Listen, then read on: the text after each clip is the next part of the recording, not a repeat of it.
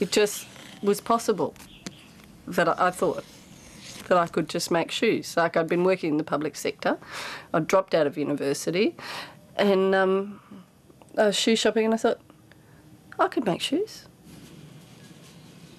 When I started, it was a time of full employment. We could do whatever we wanted. It was really very different from now, where people have to choose about having a serious career, because to live in this world you have to have serious money, you know. And when I started shoemaking, there wasn't even a thought of making money out of it. It was just something that I could do that would give me satisfaction and pleasure in my life. Leather is perfect for making shoes. Even something that ends up looking delicate can be really manipulated. Like, you get your pincers and you pull at it to get the backs down, and you hammer it, and then you can clean it off in the end. You know, it shapes. So it goes from the 2D to the 3D really well. So you go from something flat to then get something that's got a shape in it, you know, so that works. And then, you know, then you can use the pincers and just really pull it. You really hit the leather a lot. So there's a great variety of hammers.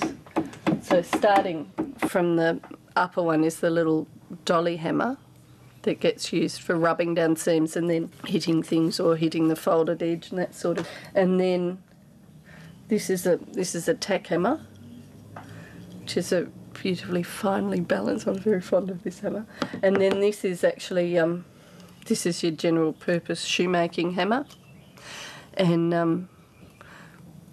I bought this with my prize money from second year, probably the pattern cutting course.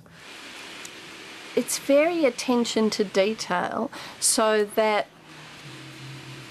when you're doing folded edges of 3.5 millimetres, or taking the back seam of something that's 0.5 millimetre, like, there is no tolerance in doing it 1 millimetre and then 0.5 millimetre or whatever. You have to actually get things right.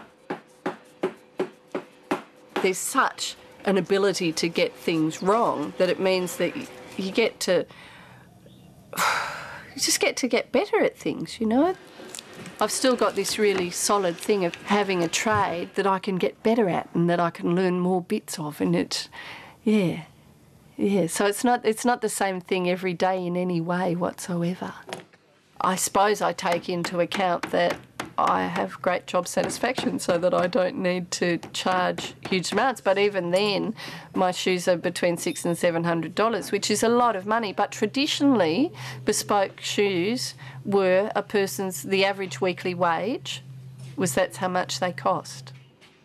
It's a nice thing to make something beautiful, but I've always had this thing where it's trying to balance form and function, so that you balance that, yes, I make something beautiful, but it works.